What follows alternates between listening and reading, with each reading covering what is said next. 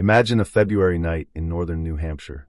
It's just after 7 o'clock, and Route 112 is the kind of road most of us only drive if we have a reason to be there. Snowbanks crowd the shoulders. The sky comes down early that far north in winter, turning the woods into a wall of black. A handful of houses sit back from the road, porch lights glowing like tiny islands in the dark. Inside one of those homes, a woman hears a heavy thump. When she looks out her window, she sees a black Saturn angled awkwardly into the snowbank on a sharp bend in the road near a red barn. The car is on the wrong side, facing the wrong way. Its hazard lights are off. For a moment, it's just another winter fender bender on a slick New Hampshire curve. She picks up the phone and calls 911. Within minutes, another neighbor, an off-duty school bus driver, is heading down that same stretch of Route 112. He sees the Saturn, nose into the snow, and a young woman moving around the car. She looks cold but not badly hurt. No visible blood, no obvious broken bones. He pulls over and offers help, the way people in small towns tend to do. According to his later statements, she tells him no. She says she's already called roadside assistance. She doesn't want him to call the police. He knows there's no cell service out here, and that, "I already called AAA" can't be true. He's uneasy, but he goes home, parks his bus, and calls 911 himself. From that moment to the time a Haverhill police officer arrives on scene is roughly 7 to 10 minutes. By the time law enforcement pulls up, the Saturn is still there. But the young woman is gone. She doesn't walk back into view. She doesn't knock on any doors. She doesn't show up on any camera. She doesn't use her bank accounts, her phone, or her social security number again. That young woman was Maura Murray, a 21-year-old nursing student from the University of Massachusetts Amherst. And what happened in those few minutes is one of the most enduring mysteries in modern American true crime. To understand how someone can vanish from a public road, with several witnesses, in the middle of the United States in 2004, we have to step back from that snowbank and look at who Maura was, and what was happening in her life in the days leading up to that crash. Maura Murray was born May 4, 1982, in Brockton, Massachusetts, and grew up in the nearby town of Hanson, a small New England community where everybody seemed to know everybody else. She was the fourth of 5 children in a close, Irish Catholic family, 2 older sisters, an older brother, and a younger half-brother. Money was tight, but the family poured what they had into their kids' futures. Maura and her sister Julie ran track with their dad as coach, and family vacations were usually camping trips and hikes in the White Mountains of New Hampshire. Maura knew those mountains. They were part of the background of her childhood. She was smart, driven, and disciplined enough to get into West Point, the United States Military Academy. Maura studied chemical engineering there for 3 semesters, ran on the track team, and started dating a fellow cadet named Bill. But military life turned out not to be the right fit. After an honor code issue, often described as a minor shoplifting or rule violation, Maura decided to leave and transfer closer to home. She enrolled at UMass Amherst to study nursing, a career that fit both her academic ability and her family's long connection to healthcare. On paper, she was what a lot of people would call an all-American girl. A solid student, an athlete, a daughter who called home, a girlfriend in a serious long-distance relationship, and a young woman with a clear professional path in front of her. But like most real people, her life was more complicated than it looked from the outside. 3 months before she disappeared, in November 2003, Maura was caught using stolen credit card numbers to order small amounts of takeout food, less than $80 in total. She admitted what she'd done. The charge was set up so that if she stayed out of trouble for 3 months, it would eventually be dismissed. It wasn't a felony or a career-ending conviction, but it was a mistake, and it weighed on her. Then in early February 2004, a string of stressful events started to pile up. On the night of February 5th, Maura was working her campus security job at UMass. Sometime that evening, she took a phone call from her older sister Kathleen. Kathleen had been struggling with alcohol use for years. That night, she'd been discharged from a rehab facility, and on the drive home her fiancé stopped at a liquor store. Kathleen relapsed, and she called Maura in tears. After that call, her supervisor later said Maura seemed to shut down. By around 10:30 p.m., she was reportedly standing at her desk staring ahead, unresponsive, crying. The supervisor walked her back to her dorm in the early hours of the morning. When asked what was wrong, Maura said just 2 words, "My sister." Nobody knew the full story behind that moment until years later, when Kathleen publicly explained it was about her relapse. At the time, it was just another sign that something was seriously upsetting Maura. 2 days later, on Saturday, February 7th, Maura's father, Fred, drove out to Amherst to visit. He and Maura went car shopping. Her old Saturn had reliability issues, and nursing clinicals required dependable transportation. That evening, they went out to dinner with one of Maura's friends. Later, Fred went back to his motel, and Maura borrowed his Toyota Corolla to attend a dorm party. In the early hours of Sunday, February 8th, after leaving that party, Maura crashed her father's car into a guardrail on Route 9 in nearby Hadley. The damage was serious, nearly $10,000 worth. Police responded and filed a report, but there's no record of sobriety tests or citations. Fred's insurance would end up covering the damage, but Maura, by all accounts, was devastated. Friends and family have described her as being extremely hard on herself and terrified of disappointing her dad. This was her second brush with legal trouble in a fairly short time. Fred stayed in his motel that night with Maura. Early the next morning, he learned insurance would cover the crash. He rented a car, dropped Maura back at campus, and headed to Connecticut for work. That night, around 11:30 p.m., he called her to remind her to get the paperwork from the Registry of Motor Vehicles. They planned to talk again Monday night to fill out the forms and deal with the claim. They never had that call. Around that same time, just after midnight heading into Monday, February 9th, Maura was on her computer. She used MapQuest to look up directions to places north, the Berkshires in western Massachusetts and Burlington, Vermont. These weren't random searches. They were areas she and her family knew from vacations and hiking trips. The next day, the day she disappeared, her actions tell us a lot, but not quite enough. At 1 p.m., she emailed her boyfriend Bill. It wasn't a breakup message or a clear cry for help. She told him she loved him, acknowledged getting his messages, and said she hadn't felt like talking much. She promised they'd talk later.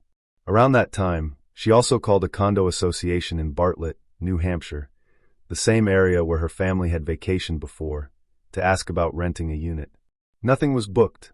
A little later, she called a fellow nursing student for reasons we still don't know, and dialed a number that played recorded information about booking hotels in Stowe, Vermont. At 1:24 p.m., Maura emailed her supervisor at the nursing school. She said she'd have to be out for a week because there'd been a death in her family. That death didn't exist. Her family has confirmed no one had died. She also told her supervisor she'd contact them when she got back. A few minutes after 2, she called Bill again and left him a voicemail promising they'd talk later in the day. Sometime that afternoon, she packed her black 1996 Saturn. The items she took with her paint a strange picture: clothes, toiletries, some textbooks, her birth control pills, and personal items like her favorite stuffed animal and a book about climbing in the White Mountains called Not Without Peril. Later, when campus police checked her dorm, they found many of her belongings in boxes and decorations taken off the walls. At first glance, it looked like she'd been in the process of moving out. Years later, Maura's sister Julie would suggest it may simply be that Maura hadn't fully unpacked in a new room she'd moved into less than 2 weeks before. Around 3:30 in the afternoon, Maura drove off campus in the Saturn. At 3:40 p.m., she stopped at an ATM and withdrew $280, nearly all the money in her account. Surveillance footage shows her alone. Then she went to a nearby liquor store and spent about $40 on alcohol: Bailey's, Kahlua, vodka, and a box of Franzia wine. Again, video shows she was alone. At some point, she picked up those insurance forms for her dad's accident. Her last known use of her cell phone was at 4:37 p.m., when she checked her voicemail. And then she headed north. From Amherst to the crash site on Route 112 is roughly a 2.5-hour drive, depending on the exact route. Most people believe she took Interstate 91 north through Vermont, and then cut across into New Hampshire. What we know for sure is that she didn't tell anyone where she was going, and no one has found concrete evidence that she had a specific final destination in mind. She may have been aiming for the White Mountains, or for a familiar condo complex her family used to visit, or she may have simply pointed the car toward the places that had always felt like escape. This is where it's useful to pause and remember something about missing adult cases in the U.S. legally. A 21-year-old can get in a car and vanish for a week if they choose. There's no law that says you have to tell your parents or professors where you're going. Law enforcement has to balance people's right to disappear for a while with the need to act when something truly dangerous happens. In 2004, especially in a rural area, there were fewer digital breadcrumbs, No ubiquitous smartphones, limited camera coverage, no automatic license plate readers. The tools we take for granted today simply did not exist. By the time Maura's Saturn reached the small village of Woodsville, New Hampshire, it was fully dark. The road she was on, Route 112, also known as the Wild Ammonoosuc Road, is a narrow, winding, mostly two-lane highway that snakes through small towns and forest toward the White Mountain National Forest. On that particular stretch by the weathered Barn Red building, there's a sharp S-curve that has surprised more than one driver. Sometime after 7 p.m., one of the neighbors along that curve heard a thud and looked out. The Saturn was in the snowbank, facing the wrong way on the wrong side of the road. She called the Grafton County Sheriff's Department at 7:27 p.m. to report a single-car accident. In the 911 log, she initially mentioned a man smoking a cigarette in the car, a detail that fueled speculation for years. She would later clarify that she hadn't actually seen a person at all, just a red glow that may have been from a phone or another light source. Not long after that, the school bus driver came upon the scene. He saw Maura, the driver of the Saturn, outside the car. According to his statements, she appeared cold and shaken, but not obviously injured. He offered to call for help. She asked him not to, insisted she'd already called AAA, and pleaded with him not to involve the police. Given that there was no cell service in that valley, he knew something was off. After a short interaction, he left and drove the few hundred yards to his house, where he parked and called 911 at 7:43 p.m. He later told investigators he saw other cars drive past in that time before police arrived.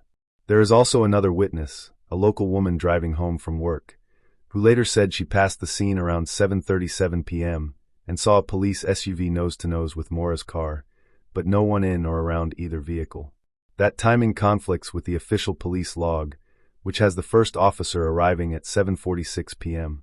Whether that witness misremembered the time or something else happened is one of those tiny fractures in the timeline that online sleuths have obsessed over for years. What we know from the records is that at 7:46 p.m., a Haverhill police officer arrived. The Saturn had clearly hit something, either a tree or the snowbank, hard enough to crack the windshield on the driver's side and deploy both airbags. The front end was damaged badly enough that the car wasn't drivable. It was locked. No driver, no footprints leading visibly off into the woods, no struggle in the snow. Inside and around the car, the officer found several red stains that looked like red wine. There was a damaged box of Franzia wine on the rear seat, an empty beer bottle, and some of the alcohol she'd bought earlier that day. Some liquor bottles from that purchase were missing and have never been found. He also found Maura's AAA card, accident forms, CDs, makeup, jewelry, printed directions to Burlington, Vermont, her stuffed animal, and that book about hiking in the White Mountains. Missing were her cell phone, debit card, and credit cards. None of those have been used since. Later, investigators would note one more strange detail: a rag stuffed into the Saturn's tailpipe. According to Maura's father, he'd told her to do that once when the car was smoking badly, so she could temporarily reduce visible exhaust and avoid being pulled over. Whether she, or someone else, put it there that night, and why, has never been fully resolved. From the moment that officer pulled up to the moment search efforts ended later that night, we are left with one of the tightest and most unnerving windows in any missing person case. Maybe 10 minutes between the bus driver's interaction and police arrival, another 45 minutes or so before the car is towed, then a few hours before the road goes quiet again. Somewhere in that window, in a handful of minutes and in sight of several homes, Maura vanished. Between 8 o'clock and 8:30 p.m., a local contractor driving home from Franconia reported that he saw a young person, possibly a woman, hurrying along Route 112, 4 to 5 miles east of the crash site, wearing jeans and a dark coat. He didn't connect the sighting to Maura at the time. Only months later, after checking his work logs and hearing about the case, did he realize it might have been the same night. That sighting has never been confirmed, but it's one of the few possible glimpses of Maura after the crash. Back at the scene, the responding officer and the bus driver searched the immediate area by car. A fire truck and EMS arrived shortly before 8 to deal with the crash. By 8:49 p.m., the Saturn had been towed to a local garage. Around 9:30, the officer cleared the scene. It wasn't until the following day that the situation shifted from abandoned vehicle to missing person. On February 10th, a Be on the Lookout bulletin was issued for Maura Murray just after lunchtime. Her father received a voicemail saying her car had been found abandoned, but he was out of state and didn't hear it right away. Another family member eventually contacted him, and he drove up to New Hampshire in the pre-dawn hours of February 11th. That morning, New Hampshire Fish and Game joined local law enforcement, and the first formal ground search began. Searchers used tracking dogs, helicopters with thermal imaging, and foot teams to comb the woods and fields around the crash site. A scent tracking dog followed Maura's smell from a glove taken from the car for about 100 yards east along the road, then lost it abruptly. To investigators, that suggested she may have gotten into another vehicle. If she'd wandered off into the snowy woods, they expected the dog to veer off the road. Over the next weeks and months, the area would be searched again and again. Underwear found on a nearby trail was tested and turned out not to be Maura's. Volunteers and retired investigators organized additional sweeps. An A-frame house a mile or so from the crash site drew attention when cadaver dogs allegedly reacted strongly in a closet. Samples of carpet from that house were taken for testing, but the results have never been made public. Years later, a new owner allowed the basement to be partially excavated. Nothing of evidentiary value was found. In 2004 and 2005, Maura's father clashed with police about how the case was being handled. At first, authorities leaned toward the idea that she'd walked away intentionally, possibly to harm herself. She had alcohol in the car, was clearly under stress, and had lied about a family emergency to get time away from school.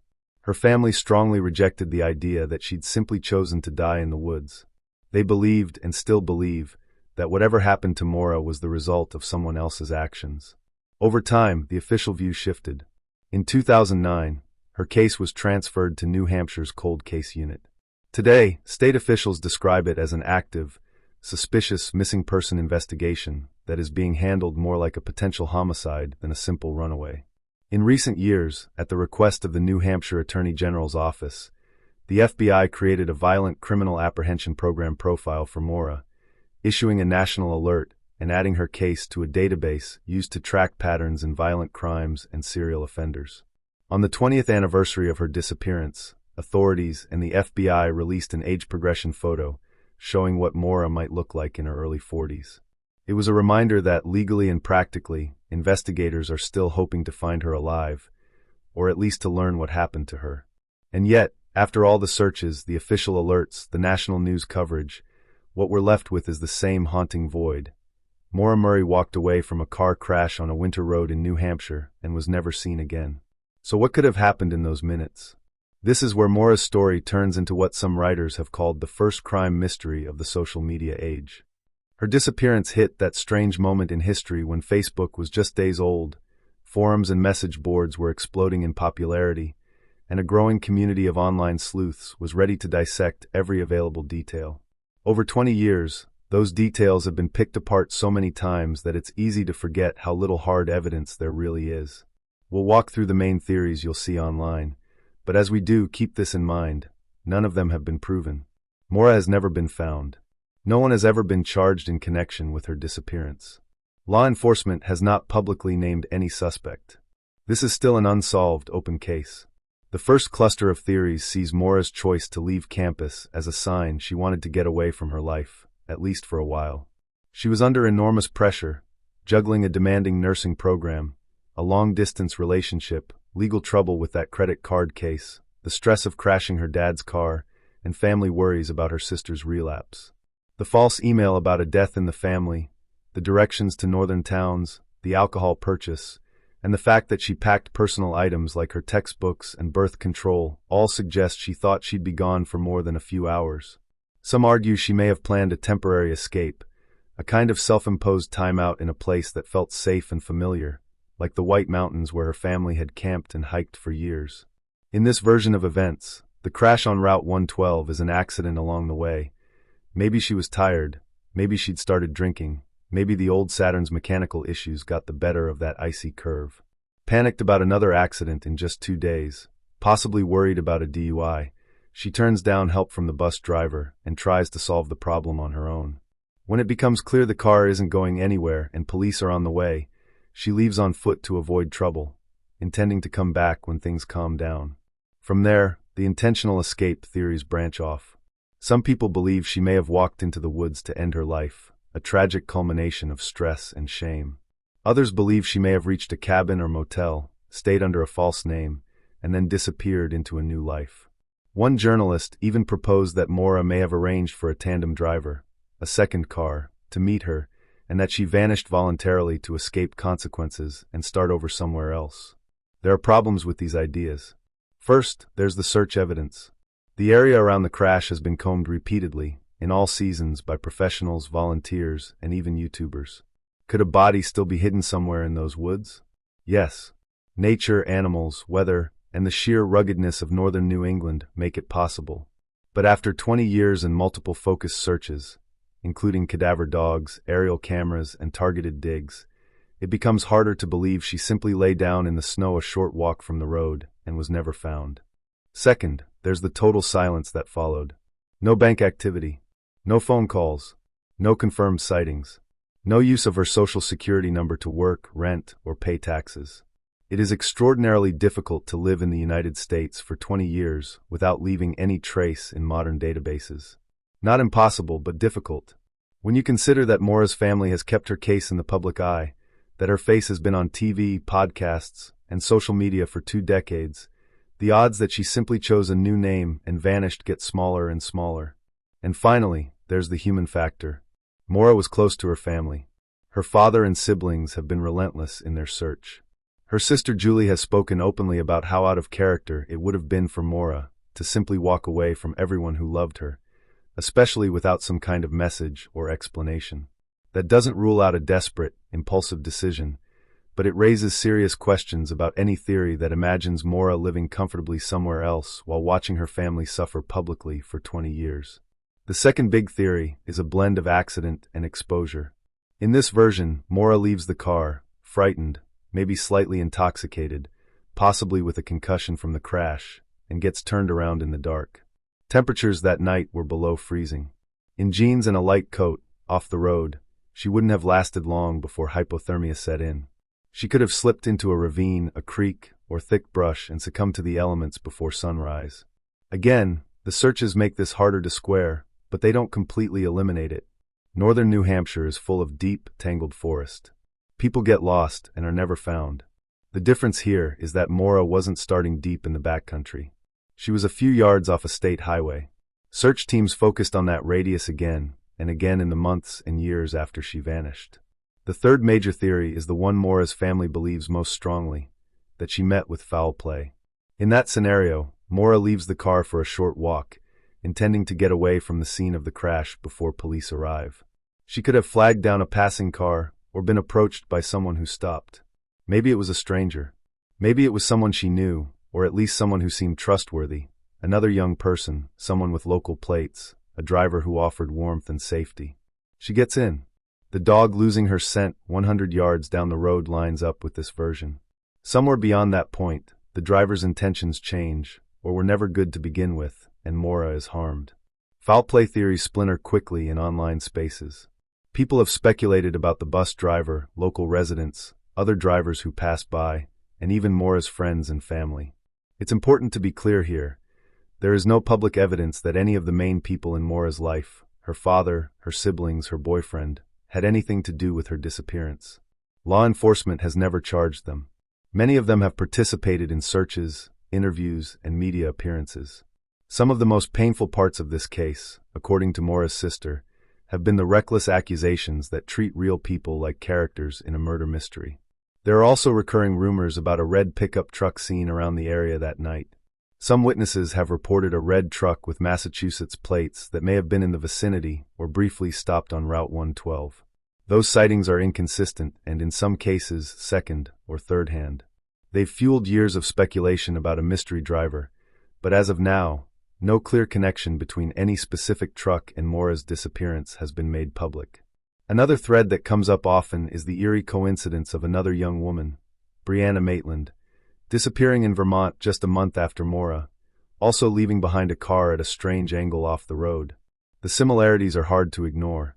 2 attractive young women, 2 rural roads, 2 cars left in positions that didn't quite make sense. For years, people speculated about a serial offender operating in northern New England.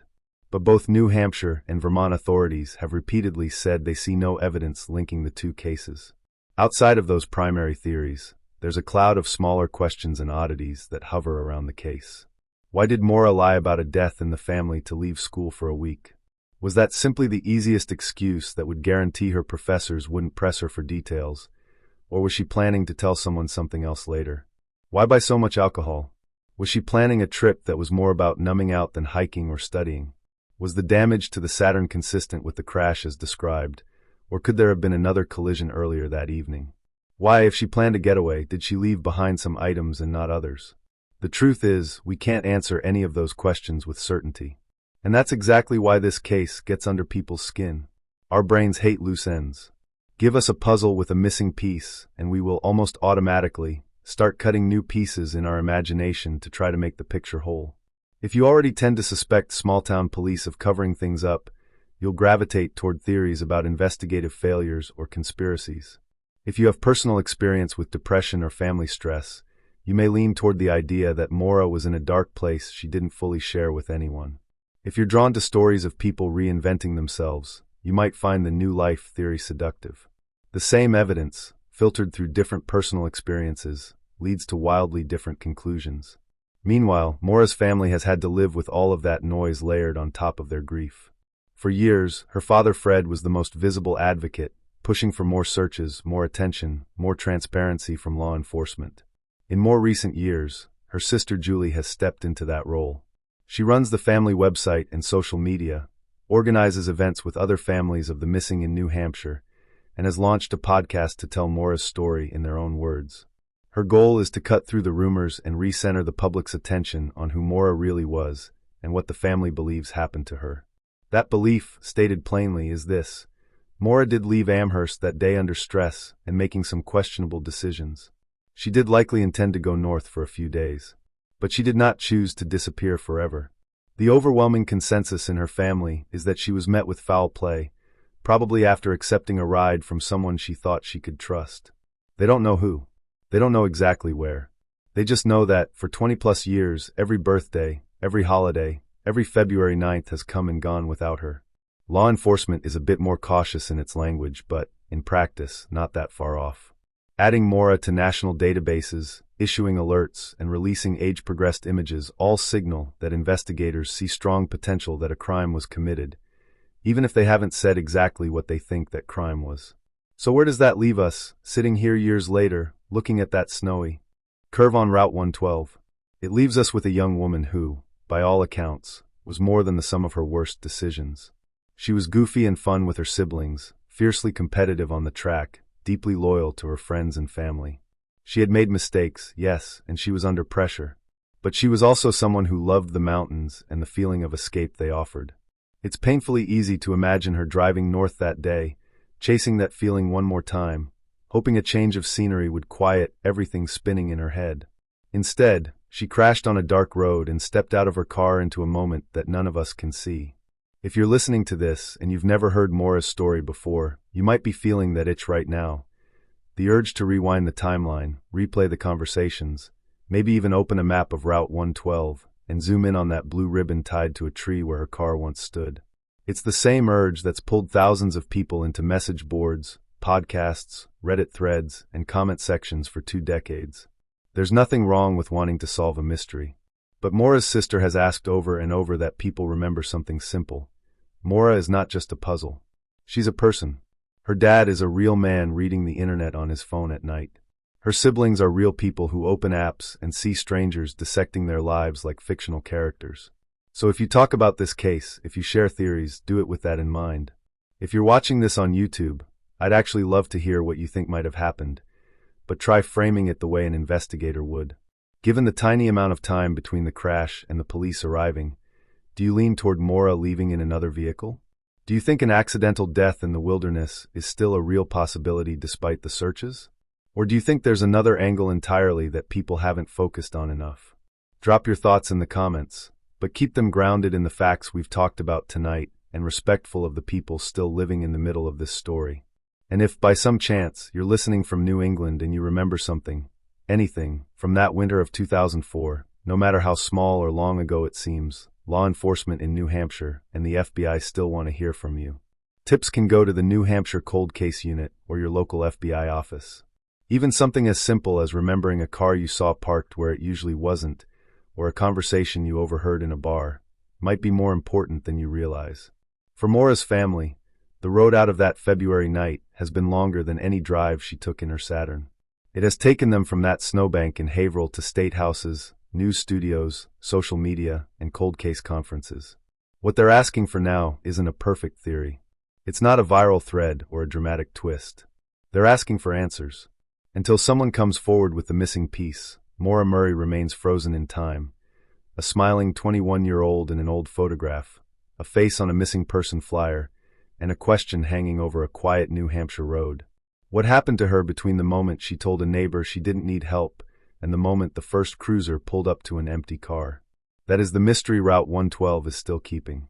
And somewhere, someone may finally be able to break that silence.